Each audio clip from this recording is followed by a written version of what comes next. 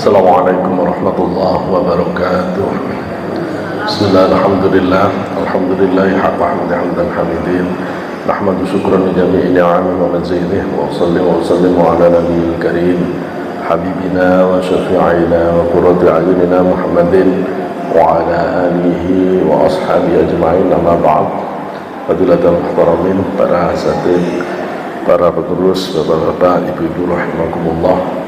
Alhamdulillah pada pagi ini bisa kepanggih maneh ya, untuk melanjutkan kajian kita di Akhlak Tasawuf yang hari ini kita membahas tentang mengenal thariqah ya. Karena sebagian jamaah sudah berthariqah, tapi kadang masih bertanya-tanya sebenarnya thariqah ini apa, terlebih yang belum bai'at ya. Banyak orang yang mendengar nama thariqat itu aja udah ketakutan ya. Dikiranya nanti kalau sudah thariqatan itu sudah benar-benar hidup, itu sudah tidak bisa lagi tertawa. Kalau sudah thariqatan itu rasanya sudah tidak bisa lagi tamasya. Kayaknya kalau sudah thariqatan itu sudah hidup, itu kayaknya sudah tidak ada lagi warnanya kecuali hanya putih saja gitu. Ada yang berpikir kalau sudah thariqatan itu pasti bebannya berat, sudah harus wiritan terus dan seterusnya, sehingga terus kebebanan, belum masuk udah kebebanan. Gimana mau jalankan, yang wajib aja masih seperti ini, akhirnya tidak jadi-jadi masuk thariqah. Ada lagi yang tidak berani masuk thariqah karena thariqah itu dianggap ajaran sesat, terutama kelompok Wahabi Salafi yang memang di antara tokoh-tokoh mereka itu ada yang menganggap biang bid'ah dan kekufuran itu kelompok tasawuf thariqah dalam pandangan mereka, karena memang yang mereka lihat dan mereka nalar tidak sama ya dengan kenyataan yang terjadi, yang dialami oleh orang-orang thariqah. Sebenarnya thariqah itu apa? Ya, sebelum kita sampai kepada thariqah itu apa, ya, kalau secara bahasa thariqah itu artinya jalan. Jalan.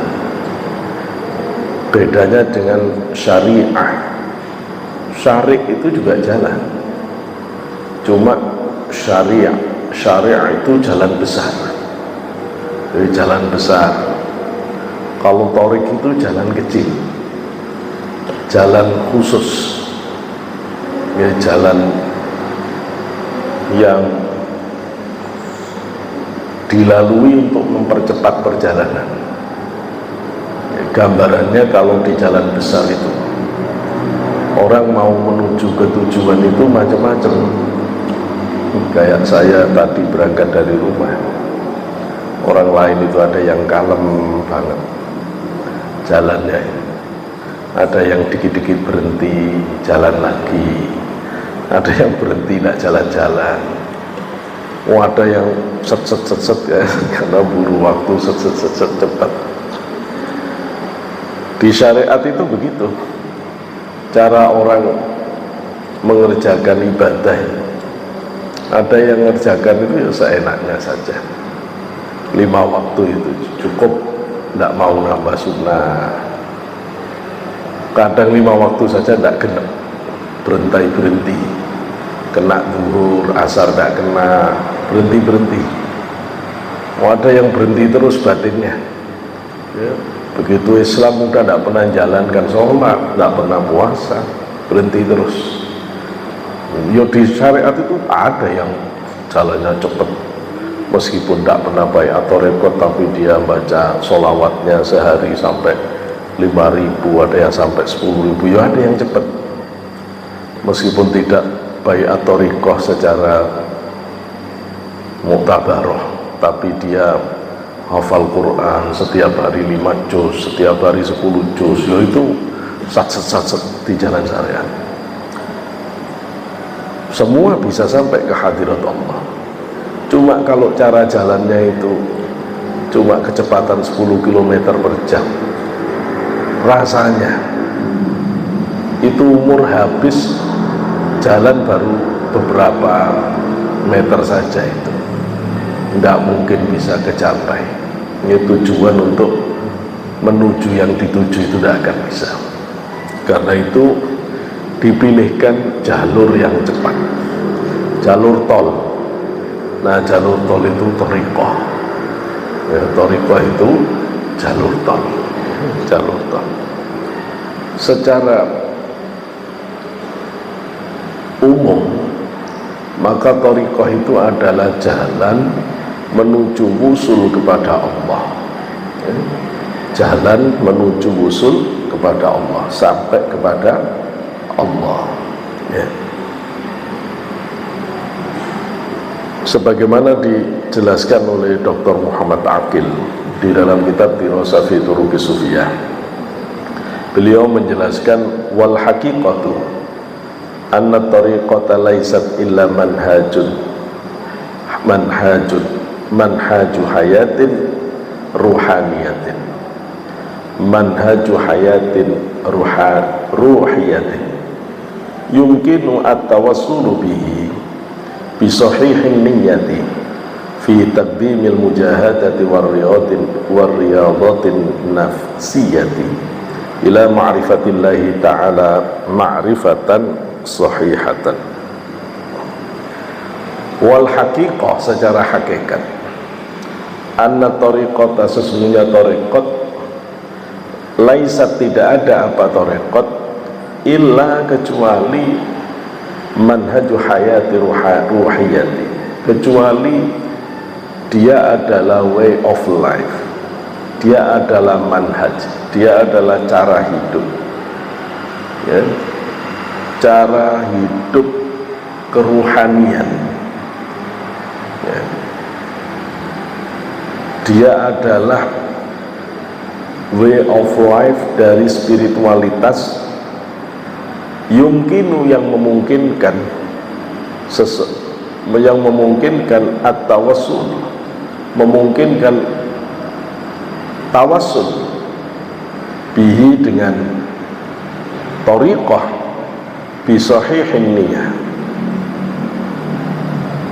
Kalau di tawassul itu jadi maf'ul, yumkinu at-tawassula bihi, yang memungkinkan seseorang bisa wusul kepada Allah, bisahihin niat, dengan niat yang tulus, fi taqdimil mujahadati warriyadati nafsiyah, dengan didahului mujahadah riyadah, menempa nafsu, ila ma'rifatillah, sampai bisa ma'rifat kepada Allah, ma'rifatan sahihatan, ma'rifat yang sebenar-benarnya. Thariqah itu adalah jalan spiritual yang memungkinkan seseorang dengan niat yang tulus, dengan mujahadah riyadah yang syar'i, bisa sampai kepada ma'rifatullah, yang ma'rifatnya itu ma'rifat yang benar. Nah, itu thariqah. Nah, itu thariqah. Jadi thariqah itu jalan spiritual, jalan batin ya, jalan batin yang ditata dari awal, niatnya harus benar, terus ditempa nafsunya dengan mujahadah riyadah, sehingga orang itu bisa sampai ke hadirat Allah. Sampainya benar-benar sampai yang hakiki, bukan sampai yang kamuflase sebagaimana dialami orang-orang zindik, orang-orang yang kelihatannya Islam tapi sudah kafir.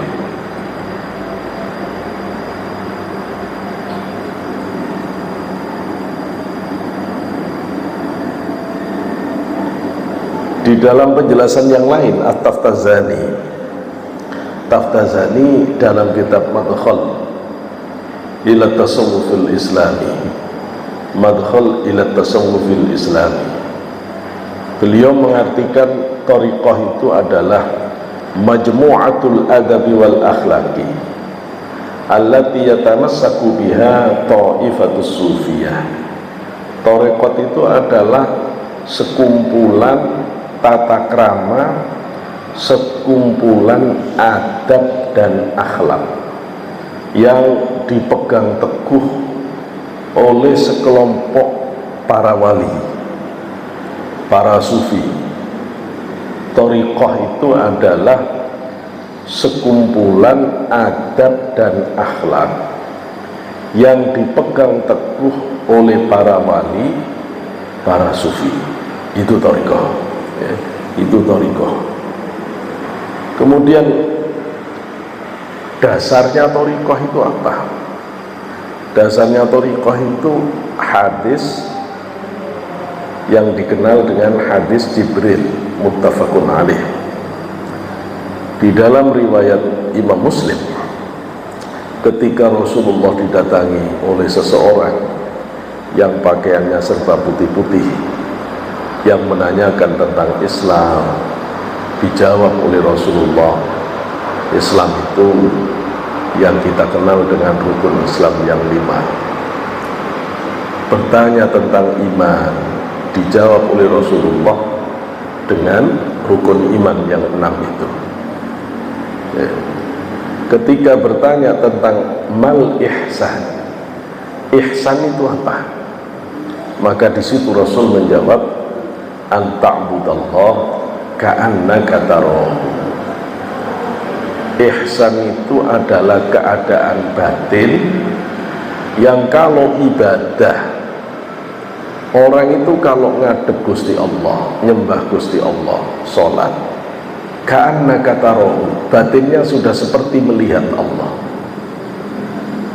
Ka'annaka tarahu ini yang dalam bahasa thariqah, dalam bahasa tasawuf disebut ma'rifatullah. Jadi ihsan itu adalah batin yang sudah ma'rifatullah.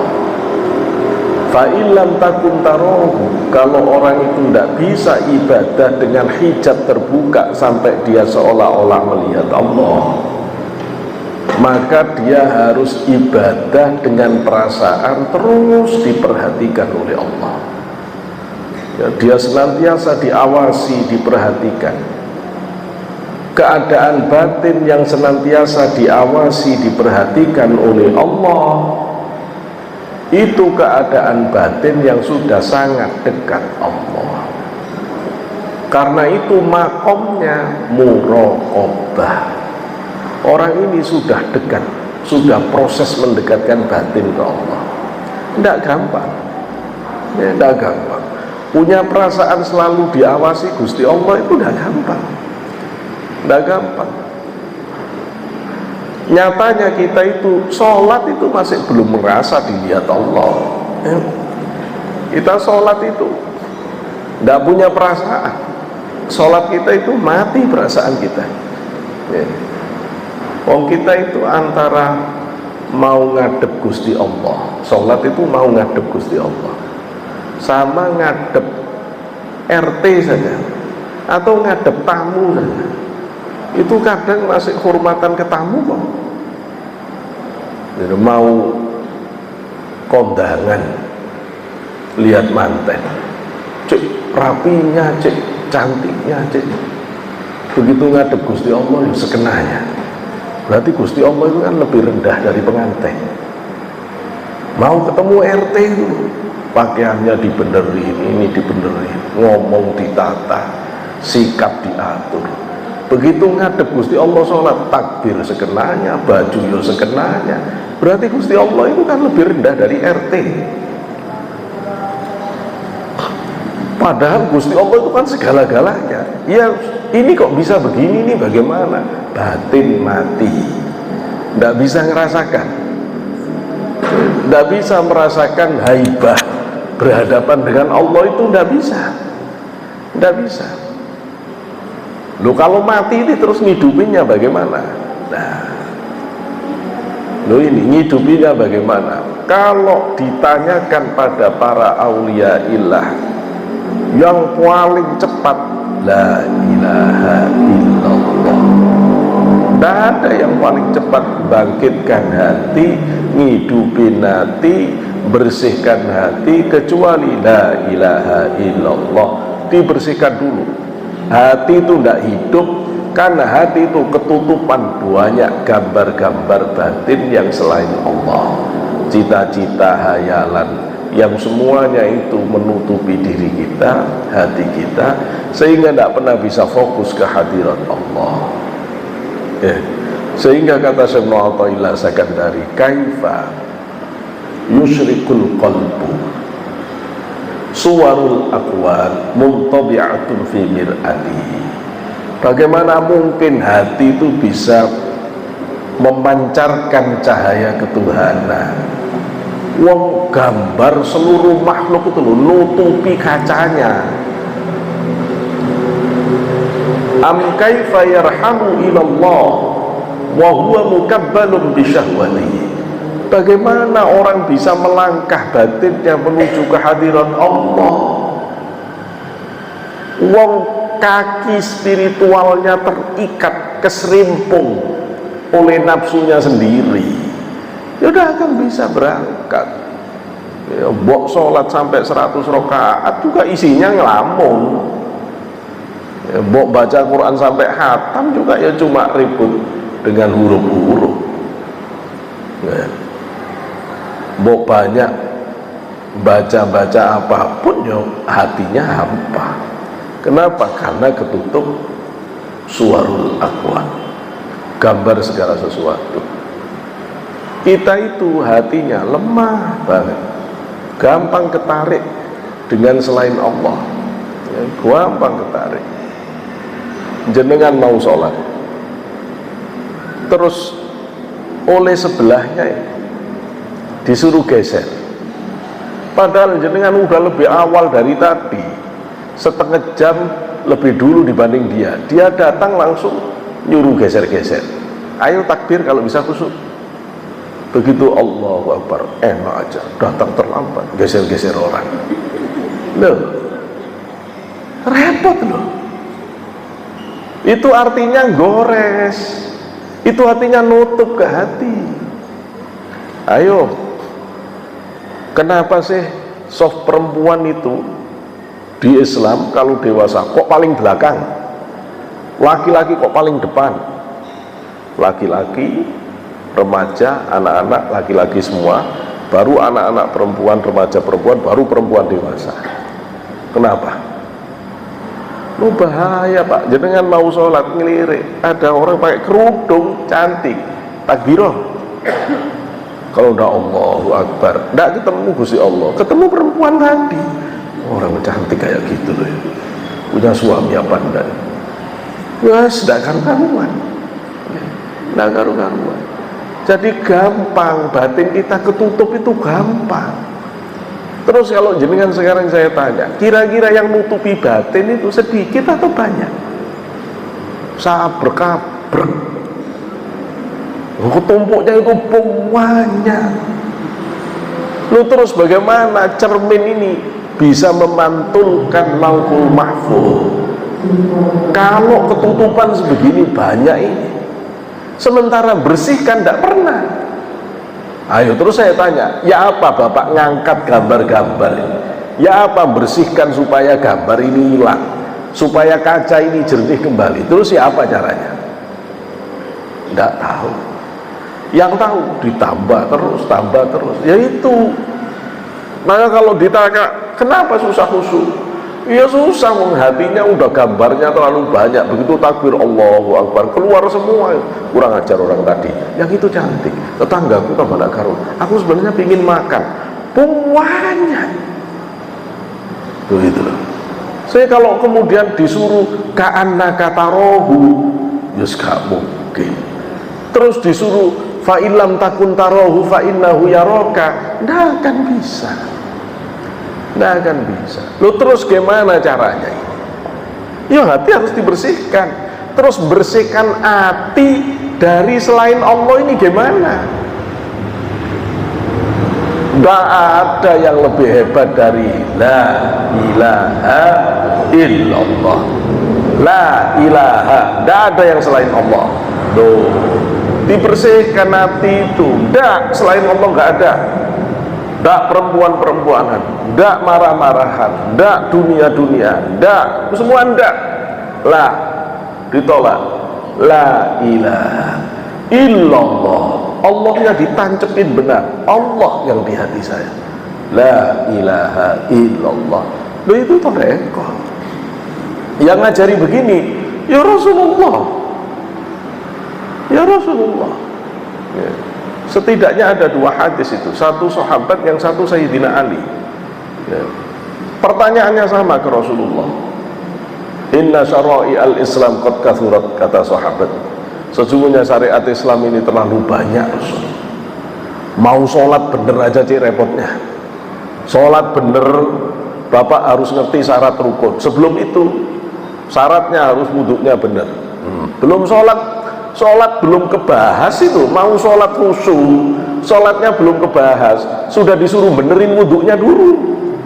Karena percuma Bapak mau sholat takbir, rukuk, sujud versi Rasulullah sesuai dengan hadis Bukhari Muslim, wudhunya gak bener, percuma. Dan tidak usah bahas sholat, wudhunya benerin dulu. Karena kalau orang wudhunya tidak bener, tidak sah sholatnya, udah percuma. Benerin dulu wudhunya. Mau bahas bab wudhu, tidak ngerti jenis-jenis air. Mana air mutlak, mana air mustakmal, mana air mutanajis, mana air musyammas, tidak paham, enggak benar. Nanti wudhu kena mustakmal, tidak sah, batal wudhunya. Oh, enggak ngerti mustakmal kok. Dulu ya, dikira orang sholat khusyuk langsung bab sholat apa? Kayak orang-orang yang baru belajar hadis, sholatnya tok versi Rasulullah, wudhunya kacau beliau. Ya bubar. Tidak akan ada Rasulullah, tidak akan ada Allah hadir di hatinya, tidak akan ada. Wong salah di awal. Kepingin kuliah, orang kuliah itu harus rajin, harus belajar terus. Iya, tapi daftar dulu. Wong daftar aja udah kok. Gitu loh ya. Daftar dulu, nilainya cukup dulu, baru bahas itu. Bahas ketemu Gusti Allah dalam sholat, itu nanti dulu. Wudhumu bener dulu. Wudhu bener, ngerti bab air dulu. Mana air sedikit, mana air banyak, ukuran dua kullah itu apa, bagaimana konsekuensinya kalau wudhu dengan air sedikit, bagaimana dengan air banyak, ngerti dulu. Udah ngerti saya bab air, berarti saya sudah siap untuk wudhu. Nanti dulu harus ngerti bab najis. Banyak orang wudhunya sudah mau ikut Rasulullah, tapi bersihkan najisnya, amburadul, keluar dari kencing seenaknya, itu loh ya, kakinya itu masih tidak benar, nginjak-nginjak daerah yang najis juga tidak dibersihkan. Ya begini ya. Cara bersucinya, bagaimana istinjaknya, dari sini makanya harus nuruto kiai, nuruto ulama, ditata bab fikih itu dari bab air, bab najis, bab wudu, bab tayamum, baru bab sholat, sempurna. Sampai jangan melawan ulama yang sudah matang. Ustadz baru kemarin, mbahnya tidak ada yang jadi ustadz, bapaknya bukan ustadz, mekitiknya masya Allah. Itu loh ya, mbaknya tahu diri dah. Itu loh, ilmu Allah ini sudah digarap oleh ulama sejak zaman dulu kala. Ikuti. Itu loh ya, jangan kayak Islam baru turun dari langit, nabinya sampean sendiri dah. Itu loh ya, kayak orang tidak pernah mikirkan Islam ini bagaimana. Enak kita jadi belajar, ngerti. Kalau sudah ini semuanya kegarap, sudah paham, sudah ngerti bab najis, sudah ngerti bab air, sudah ngerti bab wudu, sudah ngerti bab sholat, sudah secara dohir aman itu sudah. Sekarang batin, karena orang dohirnya benar, batinnya bisa melenceng-melenceng. Karena itu asyari'ah an ta'budahu Syariat itu ngatur bagaimana cara ibadah benar ke Allah, bagaimana takbir rukuk benar, bagaimana sholat benar, bagaimana wudhu benar, bagaimana bersuci benar. Itu syariat. Tidak boleh orang ngelompat ke torekot, tak boleh. Ini dulu benerin. Kalau di sini sudah benar, baru orang ngadep kiblat itu, Pak. Quran tidak nyuruh persis lurus. Allah cuma yang penting arahnya ke arah sana. Fawalli wajhaka syatral masjidil haram. Allah tidak mengatakan nahwal masjidil haram. Allah tidak mengatakan harus lurus persis Ka'bah. Tidak. Yang penting Ka'bah ada di mana? Barat ya wis. Apa artinya? Penceng sedikit gak masalah. Jangan kayak orang yang tidak ngerti makna syatra, sehingga karpet harus dirubah semuanya. Namun kalau begitu suudzon nanti ke para wali. Masjid Demak diukur miring, terus para wali goblok semua. Ya sampean tok sing mlebu swarga. Jangan begitu jadi orang. Gitu loh ya. Diizinkan kok. Diizinkan, sama dengan istinja. Coba kalau orang tidak ketemu air, istinja dengan batu, ngapunten saya, apa sih tidak ada bekas-bekas najisnya tah? Di bunderan bekas lubang yang mengeluarkan kotoran itu. Ayo. Tapi kok wis boleh dibersihkan pakai 3 batu, sudah dianggap suci, bisa sholat. Padahal kan masih ada kotornya.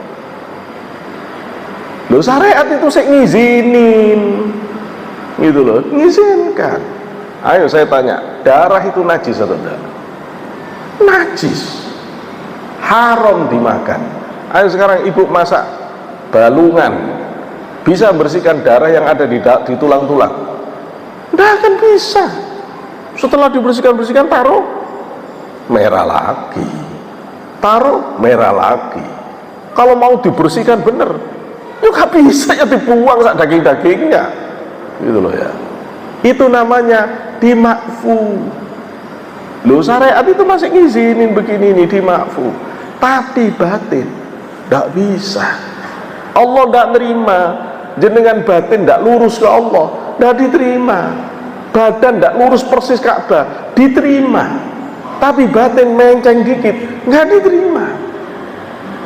Zahir bersuci masih ada itu, Allah maafu, Allah maafkan. Tapi batin ada kesombongan, ada riya, nggak diterima oleh Allah. Karena itu kata para ulama ahli thariqah tasawuf, bersihkan hati itu lebih serius, karena tidak ada toleransi di sana. Terus pertanyaannya, bersih-bersih hati ini pakai apa? Maka ketika Sayyidina Ali bertanya, apa yang paling cepat Rasul bisa mengantarkan orang sampai ke hadirat Allah? Rasulullah langsung jabat tangan Sayyidina Ali, pejamkan matamu. Rasulullah terpejam matanya. Kemudian Rasulullah mengucapkan 3 kali, La ilaha illallah, La ilaha illallah, La ilaha illallah. Terus Sayyidina Ali 3 kali, La ilaha illallah. Ini namanya bai'at thariqah. Yang bai'at siapa? Rasulullah bai'at Sayyidina Ali. Terus Rasulullah juga bai'at Sayyidina Abu Bakar ketika Abu Bakar ketakutan di dalam Gua Thur oleh Rasulullah. Kemudian Gua Thur itu tidak takut bagaimana, mau diancam bunuh oleh seluruh masyarakat Mekah, cuma berlindung di itu bukan goa gitu loh. Kalau orang kita nyebutnya bukan goa, cuma batu cengklong sedikit, itu cuma dempis ini kelihatan. Ya apa? Ya kelihatan, mau tidak takut bagaimana? Ya, Rasul tahu Abu Bakar sih takut. Akhirnya diajari zikir khafi, zikir sirri. Matanya suruh terpejam, batinnya suruh zikir Allah, Allah, Allah, Allah, dengan lidah dilipat ke atas, tempelkan langit-langit atas. Yang ngajari Rasulullah, sehingga sampai bau daging terbakar. Sahabat semuanya mengatakan, ini bau daging terbakar, tidak ada yang bakar-bakar daging, siapa? Kata Rasulullah, ini dampak dari zikir khafi, zikir sirrinya Abu Bakar, sampai bisa seperti itu. Maka guru thariqah Naqsabandiyah, zikir sirri khafi, pasti ke Sayyidina Abu Bakar. Kalau kita bahas zikir jahar la ilaha illallah, pasti ketemu Sayyidina Ali, pasti ketemu Sayyidina Ali. Nanti Sayyidina Ali ngajari ke Hasan Husain, baiat thariqah Hasan Husain, Husain baiat thariqah kepada Ali Zainal Abidin, Ali Zainal Abidin membaiat Imam Ja'far Shadiq, Imam Ja'far Shadiq baiat Musa Al-Kadhim, Musa Al-Kadhim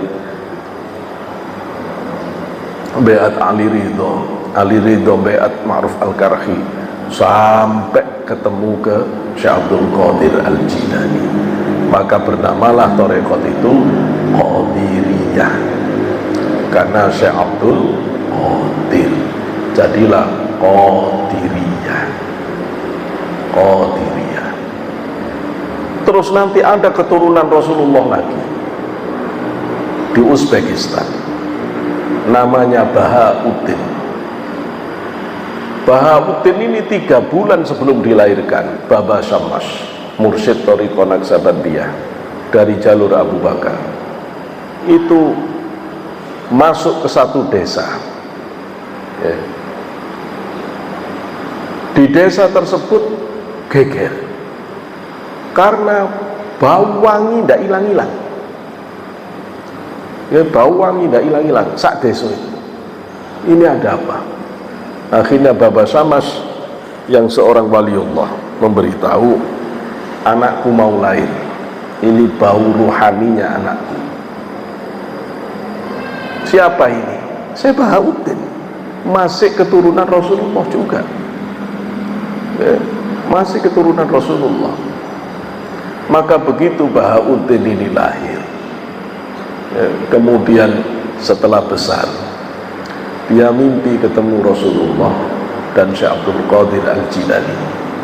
Ada yang menyebut ketemu Rasulullah dan Nabiullah Khidir. Kemudian Rasulullah memberi isyarat kepada Syekh Abdul Qadir agar mengukir di hati Bahauddin itu tulisan Allah dengan jarinya. Maka diukirlah hatinya Bahauddin itu oleh Syekh Abdul Qadir dengan jarinya. Syekh Abdul Qadir lafal Allah. Sejak saat itu Syekh Bahauddin tidak bisa lepas batinnya dari Allah, Allah, Allah. Naqsyun, ukiran itu naqsyun, ikatan itu bandun, ikatan ukiran yang ada di dalam hati Naqsyabandi. Maka thariqat ini kemudian dikenal dengan nama Naqsyabandi. Dulu Syekh Bahauddin An-Naqsyabandi menarik semua jenis zikir masuk ke dalam hati, sehingga la ilaha illallah tidak diucapkan di lisan, semua dalam hati. La ilaha illallah dalam hati, zikir Allah, Allah dalam hati. Nah, itu yang dikenal dengan thariqah Naqsabandiyah yang murni. Nanti datang pembaharu thariqat Naqsabandi, Khalid An-Naqsabandi, kemudian dikeluarkan lagi la ilaha illallahnya, menjadi la ilaha illallahnya jelas. Kenapa? La ilaha illallah sama Allah, Allah oleh Syekh Bahauddin dimasukkan ke dalam hati semuanya. Syekh Bahauddin itu wali, Pak. Dia tahu apa yang akan terjadi. Dia lahir di wilayah Uni Soviet yang nanti akan menjadi negara ateis, di mana Islam tidak bisa kelihatan. Coba, karena walinya Syekh Bahauddin sudah dimasukkan dulu, sehingga orang tidak kebaca kalau dia tetap zikir karena sudah dimasukkan zikirnya. Oh, itu hebatnya. Kita pun sekarang tetap bisa. Kalau orang thariqah berada di masjidnya Wahabi Salafi yang anti zikiran, ya wis zikiran dalam hati aja, nggak usah kedengaran kelihatan orang, nggak apa-apa. Ada imamnya dulu, saya Bahuddin An-Naksabandi yang ngajari, boleh, ya boleh. Jadi ada fleksibilitas akhirnya di dalam pengamalan. Itu Naksabandi, ya, Naksabandi. Maka muncul thariqah ini. Tapi thariqah dalam makna umum, ya, kalau tadi thariqah itu adalah amaliyah, cara berzikir yang diamalkan oleh wali-wali agung, wali-wali yang sangat besar. Sampai kiamat akan muncul wali-wali besar, dan sangat mungkin dia memperbarui thariqah itu, sehingga kemudian thariqah itu bisa berubah nama. Ya, itu bedanya dengan madhab. Kalau madhab sudah tidak berubah, 4 itu tok, Syafi'iyah, Hanafiyah, Malikiyah, Hambaliyah. Tidak ada yang kuat untuk bisa mensejajari 4 orang ini sehingga punya kemampuan yang dianggap oleh umat Islam, dia reputasinya, kemampuannya sejajar sehingga bisa mendirikan madhab baru. Belum pernah ada. Dulu Al-Hafidh Imam Suyuti, seorang ulama yang sangat hebat. Beliau ahli hadis, beliau ahli tafsir, beliau ahli fikih, beliau ahli tasawuf, orang yang sangat sufi, mau mendakwakan diri, mau menyebut madhab sendiri. Didatangi oleh ulama yang ahli hadis, ditanya tentang rumit-rumitnya ilmu hadis, beliau harus mengakui bahwa masih punya kelemahan. Didatangi oleh ulama ahli usul fikih, diuji usul fikihnya, beliau mengaku akhirnya tidak ada orang yang lebih pantas untuk diikuti dari orang Quraisy yang paling alim, yakni Imam Syafi'i. Maka dia balik bermadhab Syafi'iyah. Kalau di tasawuf, tidak, ya, Allah tetap akan hadirkan wali-wali besar yang terus akan memimpin umat Islam ini.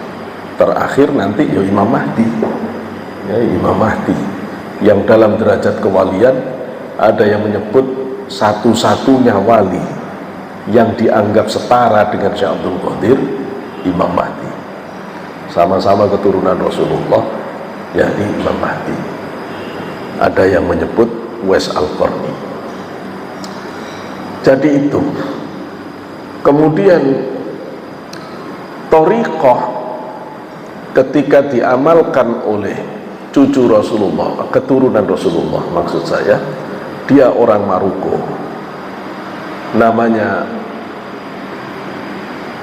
Ali Asyadili, namanya Ali Asyadili. Nanti punya anak Hasan. Nasabnya nyambung ke Rasulullah dari Sayyidina Hasan.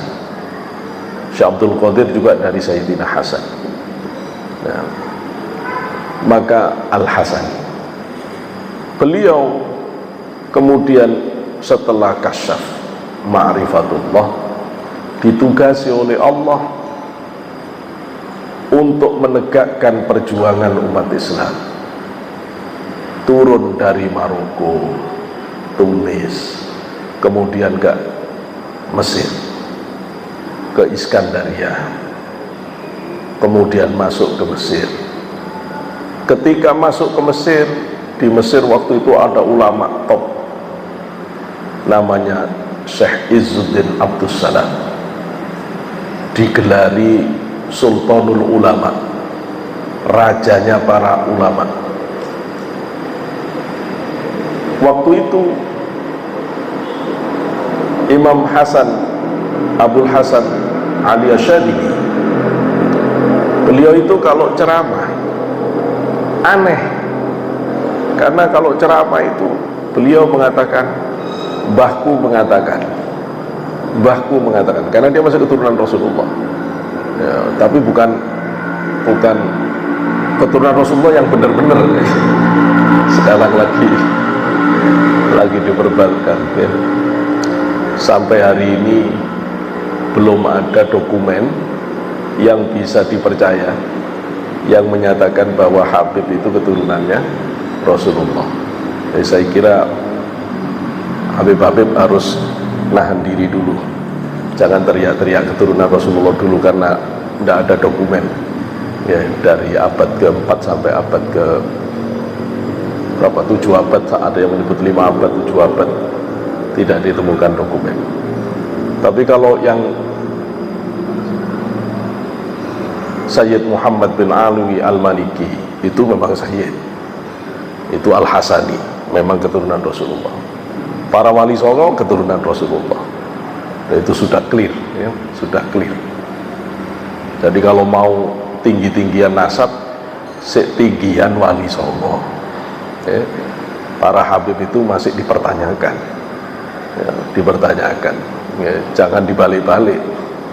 Kiai-kiai kita itu banyak yang bernasab wali songo, derajat kedekatan ke Rasulullah lebih dekat dia, walaupun hidungnya kalah mancung, walaupun tidak pakai surban, walaupun tidak pakai jubah ya, tapi yang lebih benar-benar keturunan Rasulullah sah DNA-nya persis justru mereka ya, dari garis silsilah nasab jelas, dari tes DNA jelas. Dan pembawa thariqah itu Pak, mayoritas keturunan Rasulullah sendiri. Pendiri torekot besar itu hampir semuanya cicit-cicit Rasulullah ya. Syekh Abdul Qadir itu bapak keturunan Sayyid Hasan yang ke-14 ya. Kadang saya menyebut 13 karena kadang-kadang di literatur ada yang keselip 1-2 nama ya. Tapi insya Allah 14 itu ya. Dari ibu keturunan Sayyid Husain ke-13, udah jelas itu contoh ya. Sekarang sudah diverifikasi dan sudah dibenarkan oleh ahli nasab internasional, baik yang dari Maroko, dari Mesir ya, dari Turki, dari Syria. Ada keturunan Syekh Abdul Qadir yang disebut sebagai Syarif Hidayatullah. Ini tergantung ngitungnya. Kalau Syarif Hidayatullah yang pertama itu dihitung Sunan Gunung Jati ya, maka Sunan Gunung Jati, Syarif Hidayatullah itu Sunan Gunung Jati 1. Tapi kalau dihitung dari Syekh Nur Jati, Sunan Gunung Jati 1 itu Syekh Nur Jati, berarti Syarif Hidayatullah Sunan Gunung Jati 2. Setelah Sunan Gunung Jati 2, dia punya menantu namanya Zain Abdul Qadir, Sayyid Abdul Rahman. Itu keturunannya Syekh Abdul Qadir dari Irak. Dia mengganti kedudukan Sunan Gunung Jati, nanti gelarnya Sunan Gunung Jati 2 kalau ngitungnya dari Syarif Hidayatullah. Kalau dari Syekh Nur Jati berarti 3. Itu punya anak yang di Jakarta namanya Pangeran Jayakarta. Itu keturunan Rasulullah. Itu lebih tinggi dari Habib-Habib siapapun. Itu keturunan Syekh Abdul Qadir langsung. Itu loh ya. Dia punya istri 4. Loh, ini barokahnya punya istri banyak. Ada yang dari istri yang beliau itu melahirkan ulama-ulama di daerah daerah-daerah Banyumasan ya. Ada dari istri yang melahirkan ulama-ulama di daerah Bandung, kalau saya tidak salah itu Adipati Ukur, itu termasuk keturunannya. Dan ada yang melahirkan ulama-ulama sampai Jawa Tengah, Jawa Timur. yang melahirkan ulama-ulama di Lasem sampai Gus Bahak dan seterusnya. Di Jawa Timur ada Sidogiri, ada Sidoresmo dan seterusnya. Itu dari ini. Nah, kalau Bapak nanya, semua wali songo itu torekotan. Semua wali songo itu torekotan. Semua mursyid torikoh. Sunan Ampel ada yang menyebut beliau itu mursyid torikoh Naqsabandiyah. Walaupun ada sekarang yang mengatakan Satoriyah. Dan sangat mungkin beliau pegang banyak torikoh. Tidak usah kaget, tidak usah kaget. Sunan Gunung Jati, Syarif Hidayatullah, beliau mursyid torikoh Satoriyah. Satoriyah.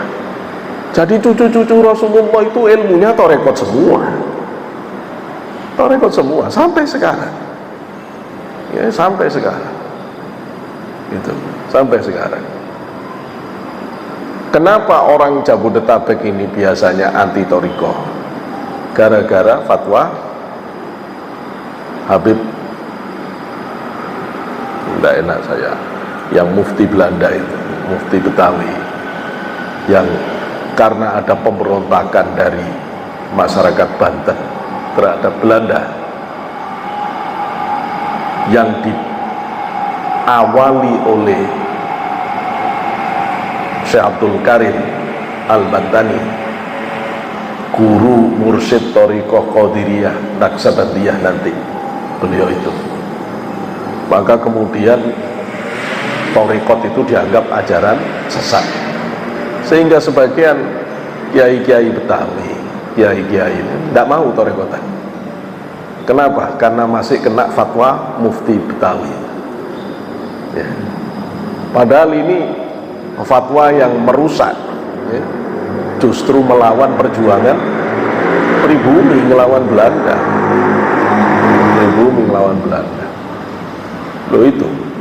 Jadi kalau mau bicara tentang thariqah yang sebenarnya, udah thariqah itu justru yang bisa mengantarkan batin untuk bisa sampai ke hadirat Allah, ya thariqah. Sehingga kata para ulama, asy-syari'ah an ta'budahu, syariat itu untuk kamu nyembah, wa thariqah an taqsudahu, thariqat untuk meluruskan batin supaya lurus ke hadirat Allah, untuk membersihkan gambar-gambar tadi yang menutupi hati sehingga bersih hati itu, untuk membersihkan sifat-sifat buruk supaya benar-benar Allah itu bisa hadir di hati kita itu. Begitu. Jadi torekotan itu bukan mau sakti-saktian. Jadi orang torekotan itu bukan supaya dagangannya laris. Jadi orang torekot itu bukan supaya kebal. Itu salah semua. Nah itu torekot itu. Torekot itu bersihkan hati dari selain Allah. Torekot itu bersihkan semua sifat-sifat buruk, kikir, dendam, hasud, sombong. Ini repot ngilanginya. Lo kok iso? Wong cuma la ilaha illallah, la ilaha illallah. Kok orang bisa sifatnya baik, Pak? Mosok cuma la ilaha illallah terus orang bisa jadi baik akhlaknya? Sekarang saya tanya, orang berbuat buruk dari mana awalnya? Dari niat. Kalau tidak ada niat berbuat buruk, bisa orang berbuat buruk? Tidak bisa. Niat itu dari mana? Dari hati. Kenapa hatinya itu bisa niat berbuat buruk? Karena dikuasai setan. Lah terus kalau setannya diusir dengan kalimah Allah, kalau di hati orang itu masuk nur Allah, setiap orang itu mengucapkan la ilaha illallah, di hatinya tambah nur, tambah nur, tambah nur. Kalau nurnya tambah terang, setannya hilang. Memang nggak pernah baca hadis apa sampean? Rasulullah mengatakan begitu panjenengan ngomong lah, setan udah mundur semua itu, dari hati mundur semua.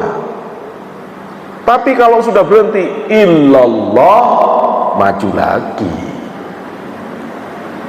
Sehingga tidak bisa cuma sekali la ilaha illallah, pas bapak ngomong memang setan mundur, pas illallah maju lagi. Karena itu harus digempur, harus yang banyak. Tidak cukup karena kita sedang merebut medan yang dikuasai setan. Kok setan itu ada di situ? Kenapa? Setan itu tahu, Pak, mana wilayah batin kita yang paling mahal, yang harus disesatkan. Hati.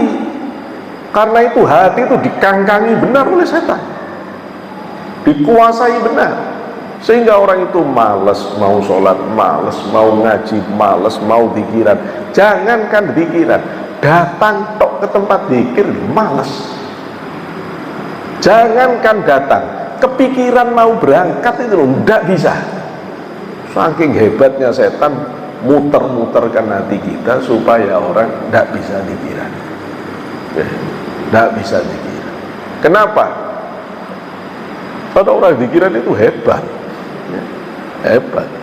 Tapi kalau jenengan bisa ngelawan keadaan ini, ditabrak, tidak, saya mau pikiran. Terus sudah illallah la ilaha illallah, terus rutin illallah la ilaha illallah. Maka batin itu tambah bersih, tambah bersih, tambah bersih, tambah bersih. Kalau sudah batinnya bersih, setannya minggir. Sudah nggak ada setan. Kalau setannya sudah nggak ada, siapa yang mau ngasih ide negatif? Ya nggak ada. Siapa yang mau ngelarang kalau bapak mau sedekah? Nggak ada. Siapa yang mau mendorong nafsu supaya sombong? Sudah nggak ada. Terus kalau begini bapak mau nggak jadi orang baik dari mana? Itu loh dampaknya orang pikiran. Terus nanti akhirnya akhlaknya tambah baik, tambah baik. Maka kalau ada orang pikiran nggak tambah baik, nggak benar pikirannya, nggak benar pikirannya. Maka hasilnya orang torekotan itu tambah sabar, tambah lembut, tambah dermawan, ya, tambah sopan, tambah adab, tambah kuat nahan semua masalah, tambah sabar, tambah tawakal, tambah bagus batinnya. Ada jamaah saya, beliau orang hebat, orang hebat. Istrinya tidak mau pikiran, keluarganya tidak mau pikiran, anti pikiran. Dia nekat. Ya, gara-gara saya khutbah di gedung tingkat berapa itu, terus dia ikut. Akhirnya keluarganya ya berontak.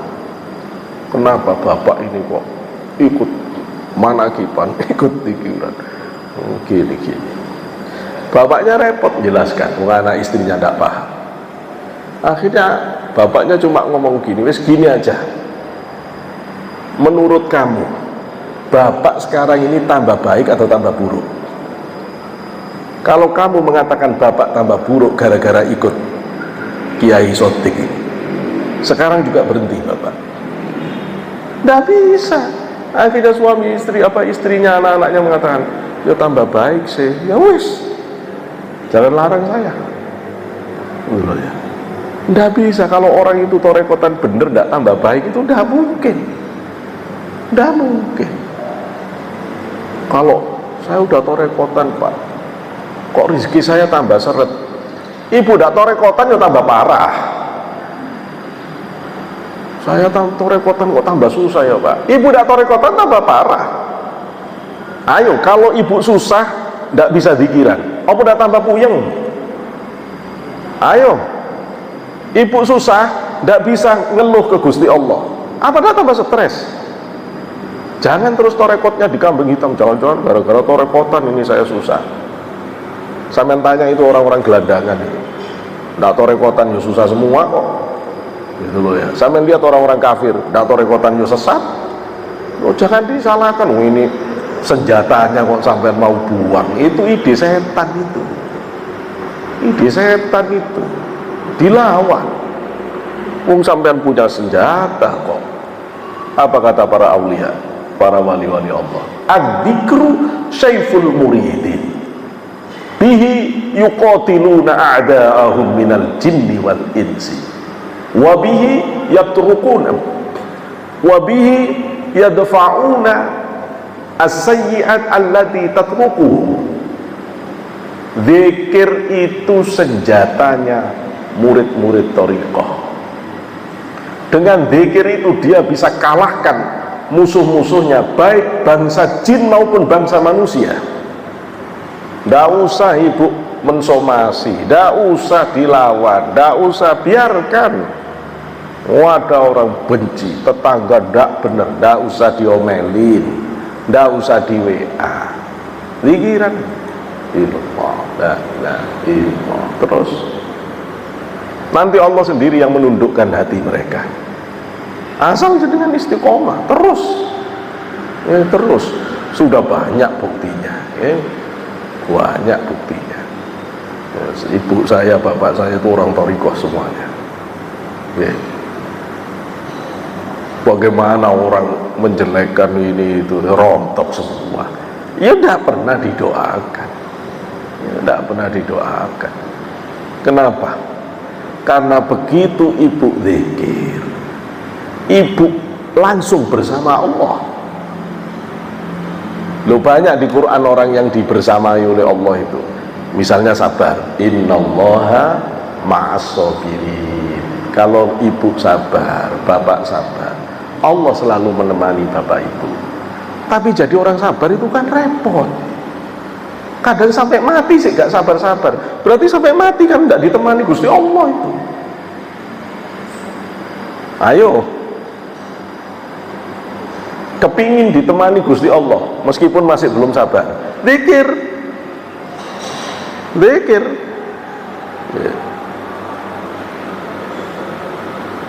Di dalam hadis sahih, Allah yang menyatakan,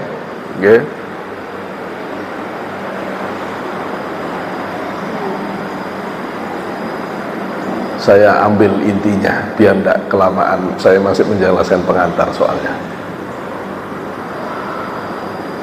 Wa ana ma'ahu in dzakaroni, kata Allah di dalam hadis sahih itu, dan aku bersama orang zikir saat dia berzikir.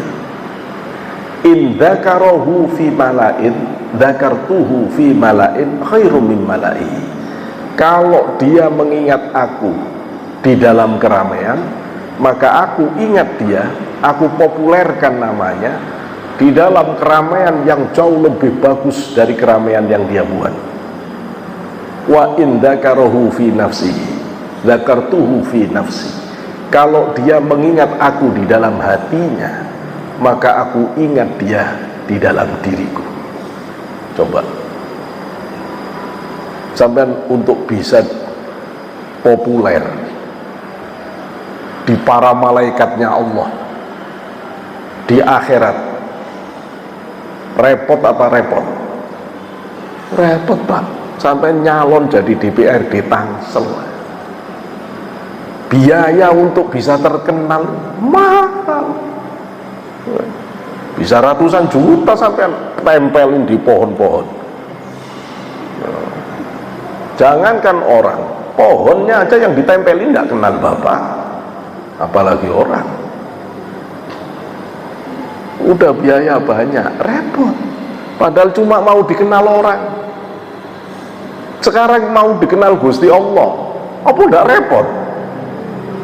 Oh, dikenal Jokowi presiden, repot kita. Kalau udah punya prestasi nasional, Pak Presiden tidak kira kenal Bapak. Harus punya prestasi nasional dulu, baru kalau presiden mau melihat, kalau Pak Jokowi mau melihat. Kalau enggak ya dikenal. Sekedar dikenal presiden itu repot Pak. Loh, ini dikenal Gusti Allah, itu tidak main-main. Karena itu kata para aulia, orang zikir tidak usah jadi wali sudah dapat karomah. Sudah dapat karomah. Begitu bapak mulai la ilaha illallah, Gusti Allah sudah hadir. Apa tidak karomah itu? Apa tidak karomah?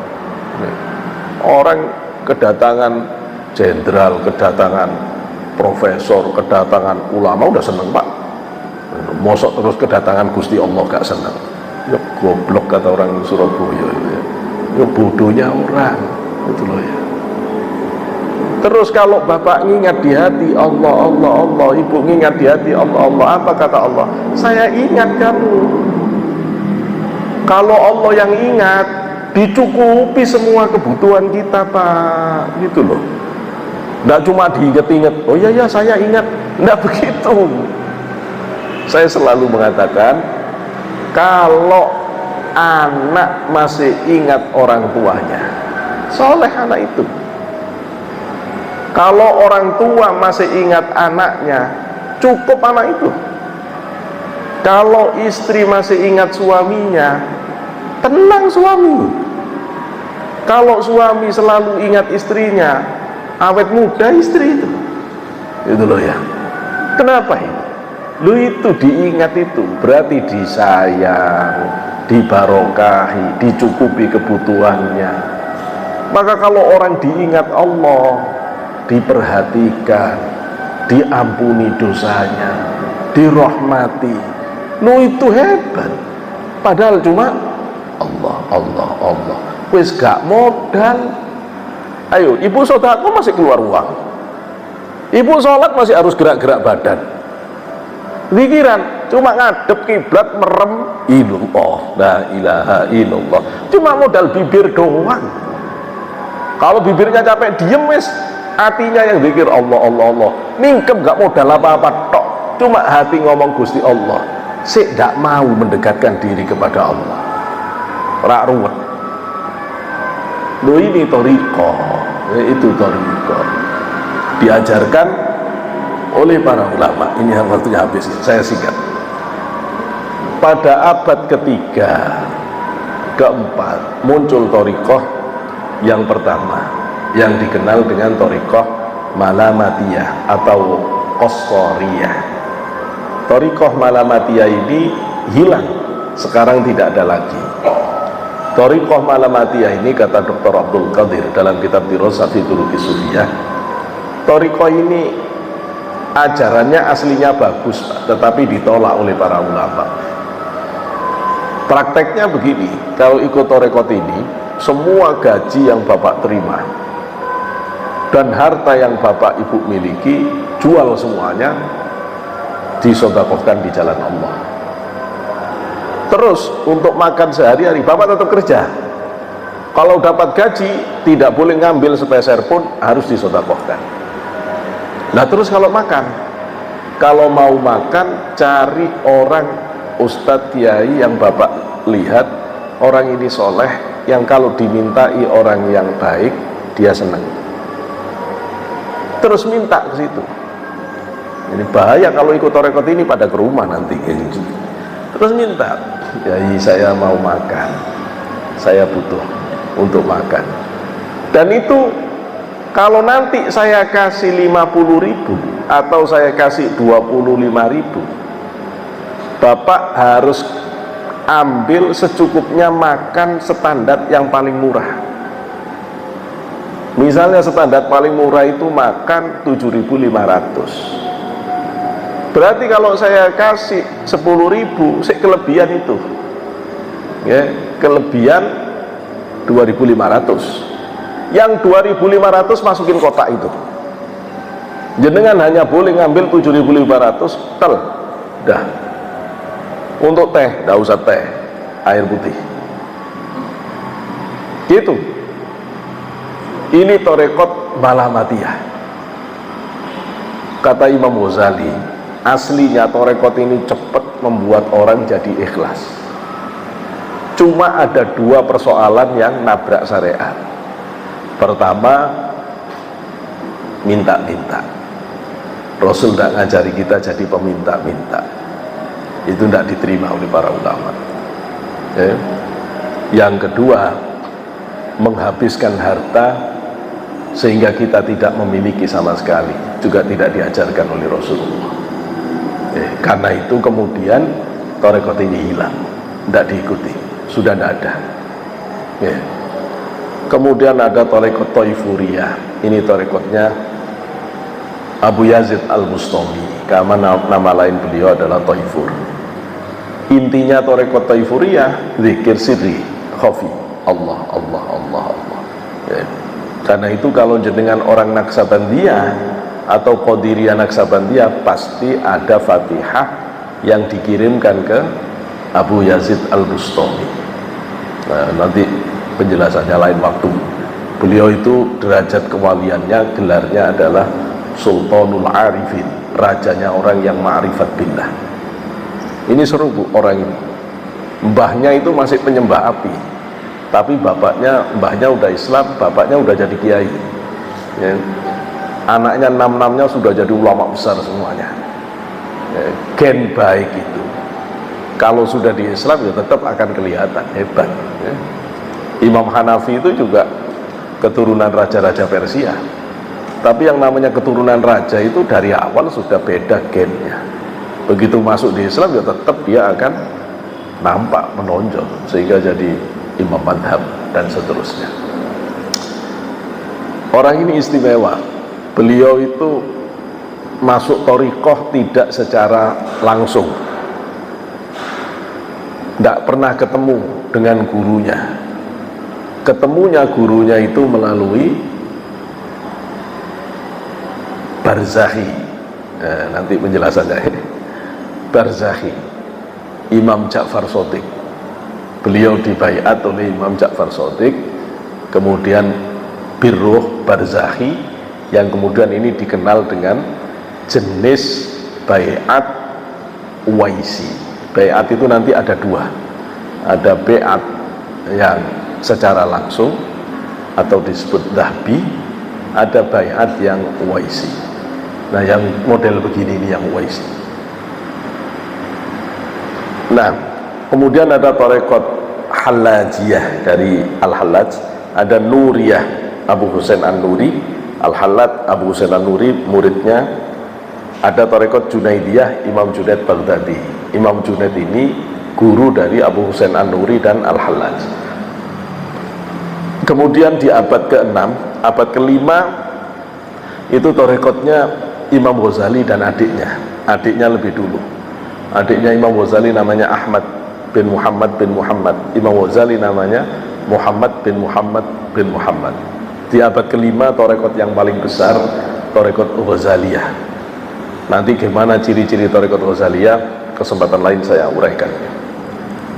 Kemudian abad ke-6 ke-7 Hijriah, itu tarekat terbesar adalah Qadiriyah, Syekh Abdul Qadir Al-Jilani. Kemudian ada tarekat Akbariyah, ada tarekat Rifa'iyah, ada tarekat Syadiliyah, ada tarekat Syuhrawardiyah, ada tarekat Ahmadiyah. Beda loh, Ahmadiyah yang tarekat sama Ahmadiyah yang di Parung itu bukan, beda. Itu Ahmadiyah yang Lahore, Ahmadiyah Samarkand itu sudah divonis menyimpang ajarannya, ya, menyimpang. Lahore jelas-jelas sesat karena menganggap Mirza Ghulam Ahmad sebagai Nabi Isa, sudah sesat. Kemudian direvisi, Mirza Ghulam Ahmad bukan Nabi tapi dia Imam Mahdi, ya tetap sesat. Itu yang Qadiani, bukan ini, ya, ini bukan tarekat. Yang Ahmadiyah beda. Ada Barhamiyah, ada tarekat Yadawiyah. Abad ke 6-7 ada tarekat Yusfiyah, Sistiyah, Khalwatiyah, Bektasiyah, dan akhirnya yang sampai ke kita itu ada tarekat Qadiriyah wa Naksabandiyah. Yang ini sampai hari ini para ilmuwan menyebut yang menggabung ini orang Indonesia sendiri, yang menggabungkan dua thariqah ini. Beliau adalah Syekh Ahmad Khotib Sambas. Beliau orang Sambas, terkenal sangat jenius, sangat alim.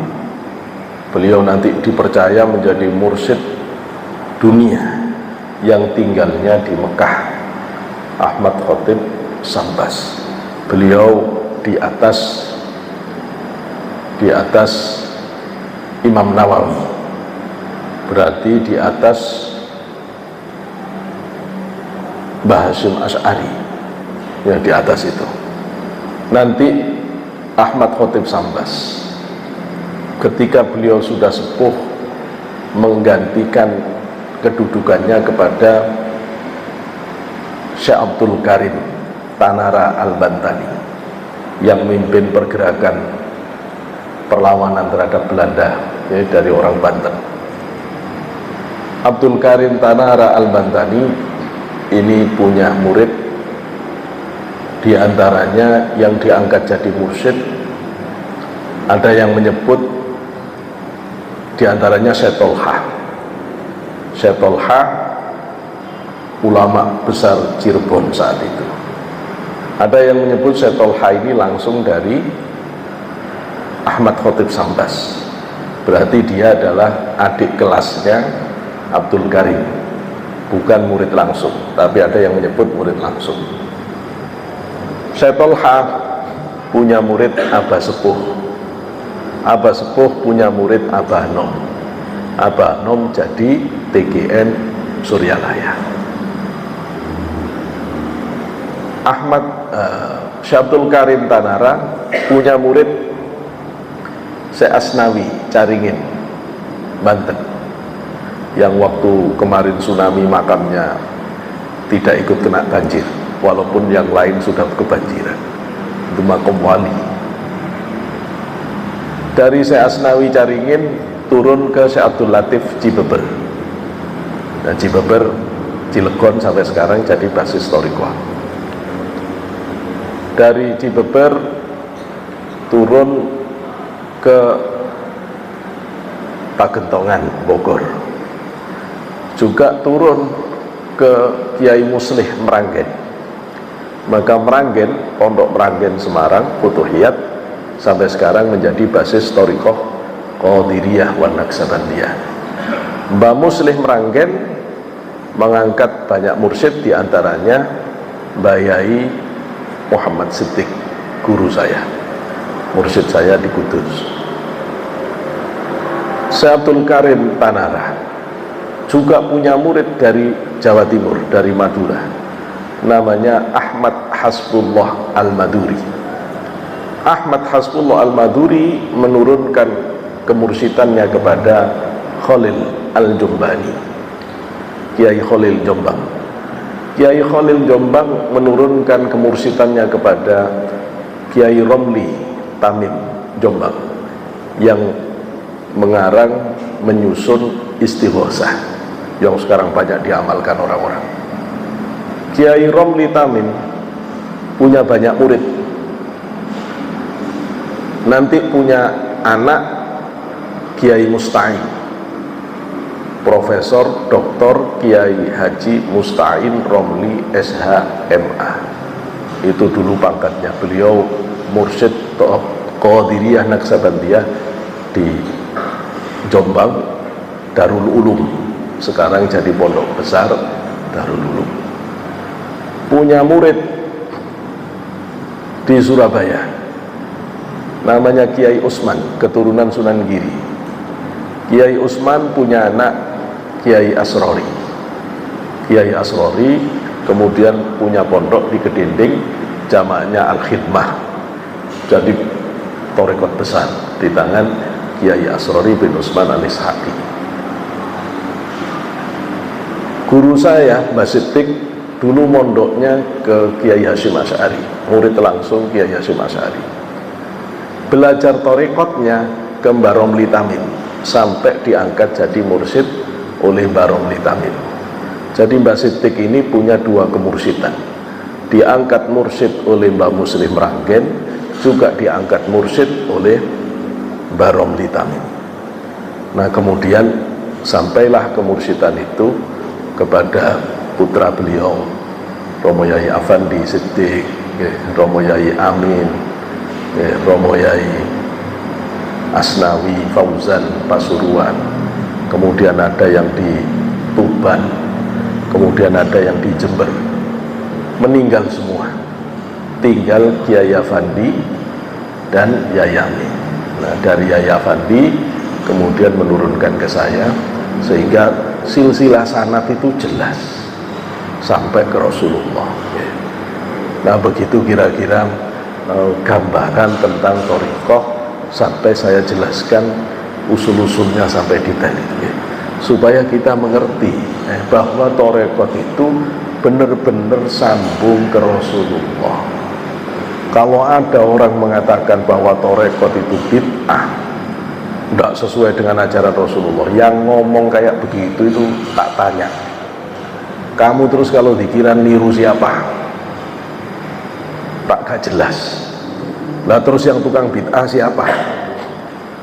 Yang ngajari kamu zikir ngadepnya begitu, duduknya begitu itu siapa? Baca hadis, hadis tidak ada ngajari duduknya. Hadis cuma mengatakan la ilaha illallah, ngomong la ilaha illallahnya bagaimana? Tidak ada di hadis. Memang orang bisa sholat cuma baca hadis langsung sholat. Wong Rasulullah ngomong di sholat itu, sallu kama ra'aitumuni usolli, sholatlah kamu bagaimana kamu melihat aku sholat. Jadi sholat itu bukan baca hadis, ngelihat Rasulullah sholat. Maka sahabat itu kalau sholat ngelihat Rasulullah sholat. Tabi'in itu sholat ngelihat bagaimana sahabat sholat. Tabi'in itu sholat ngelihat bagaimana tabi'in sholat. Ulama salaf itu sholat ngelihat bagaimana tabi'in sholat. Para santri sholat ngelihat para kiai sholat bagaimana ulama salaf sholat. Para murid-murid santri sholat bagaimana kiainya sholat. Nyambung. Tidak ada orang kemudian sholat cuma ngelihat hadis langsung sholat. Itu ajaran dari mana? Tidak begitu agama ini dibawa. Karena itu zikir pun itu harus turun sampai ke Rasulullah. Tidak boleh kemudian dipangkas tengah jalan, tak jelas ke atasnya siapa, ke sampingnya siapa. Sehingga diingatkan oleh Syekh Abu Yazid Al-Bustami, siapa yang berani-berani melangkah di hadapan Allah tidak ada gurunya, fasyaikhuhu syaitan, maka dipastikan gurunya adalah setan.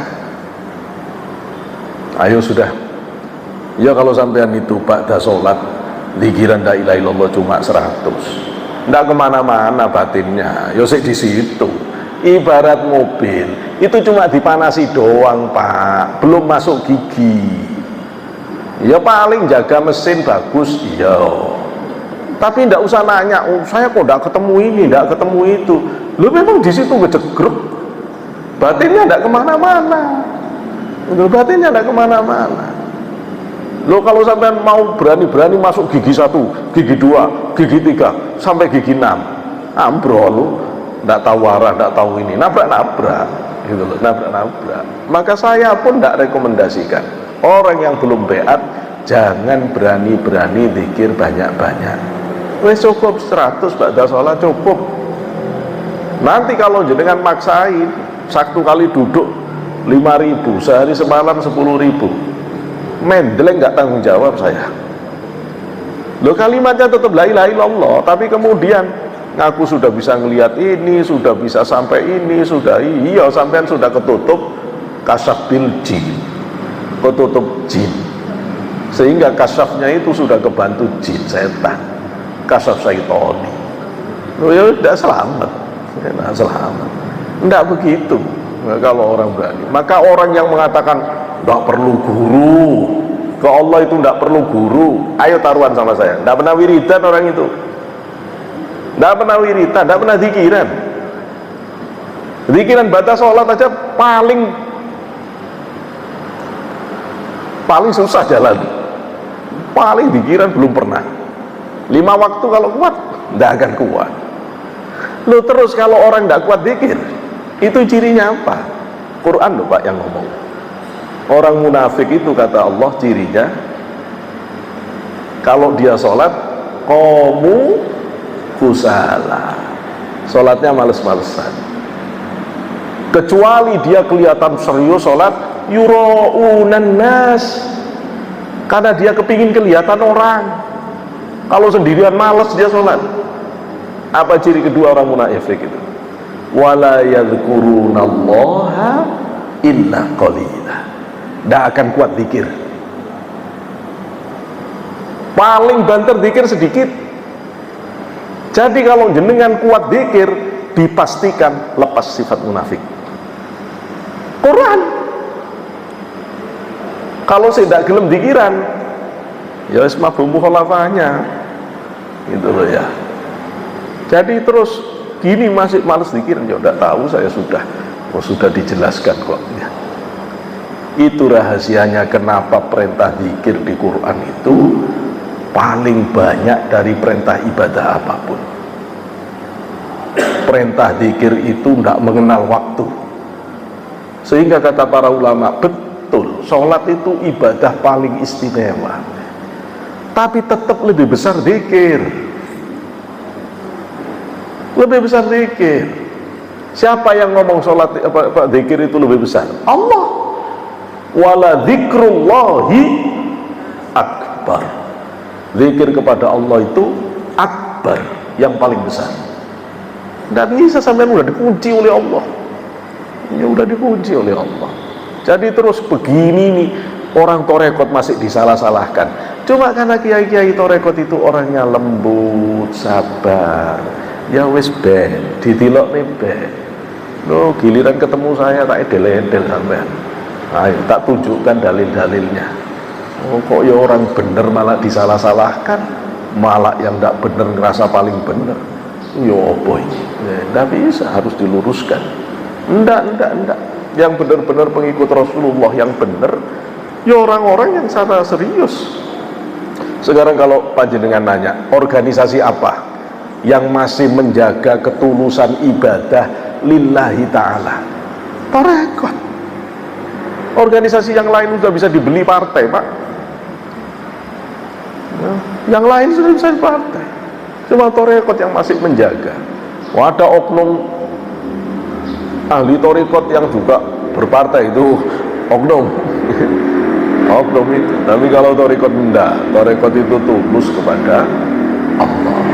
Terakhir, terus kalau jenengan nanya apa syaratnya kalau orang itu mau masuk thariqah? 2 syarat utama.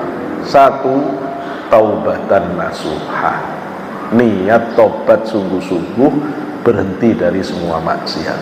1. 2, jangan tergila-gila pada dunia. Yo sekedar seneng, wong namanya masih awal tak apa-apa, tapi jangan tergila-gila. Ya, jangan kesengsem yang keterlaluan. Ya. Saya kira itu insya Allah nanti pada kesempatan berikutnya saya tambah penjelasan mengenal thariqah bab kedua. Nanti kita jelaskan tentang baiat itu apa, mursyid itu apa, murid itu adabnya bagaimana, suluk itu bagaimana pada penjelasan berikutnya. Saya kira untuk sekarang saya cukupkan sampai di sini. Ngapunten sangat saya tidak membuka dialog karena saya harus pindah ke tempat lain. Ya. Mudah-mudahan Allah jadikan ilmu yang manfaat. Ngapunten apabila ada yang kurang berkenan. Mudah-mudahan itu dijadikan oleh Allah cambuk yang bisa membuat kita bangkit untuk istiqamah dan kokoh di jalan Allah Subhanahu wa taala. Al-Fatihah ala idzni wa kulli niyatin salihah ila hadratin Nabi sallallahu alaihi wasallam. Syaulillahi lahul Fatihah. Bismillahirrahmanirrahim. Alhamdulillahirabbil alamin. Subhanallah. الحمد لله في نعمك في مزيد يا ربنا لك الحمد كما ينبغي لجلالك الكريم وعظيم سلطانك اللهم صل على سيدنا محمد وسلم محمد الحمد لله رب العالمين اللهم انفعنا بما علمتنا وعلمنا ما ينفعنا وجعلنا حسنا وزدنا علما نافعا وعملا متقبلا ورزقا حلالا طيبا مباركا وصحيا جسادنا سلمنا يا الله يا سلمنا يا الله سلمنا يا الله من كل بلاء ومصيبة وسوء القضاء والأمراض والأسقام ربنا آتنا في الدنيا حسنة وفي الآخرة حسنة وقنا عذاب النار سبحان ربك رب العزة عما يصفون وسلام على المرسلين والحمد لله رب العالمين وآخرا بالله التوفيق والهداية السلام عليكم ورحمة الله وبركاته.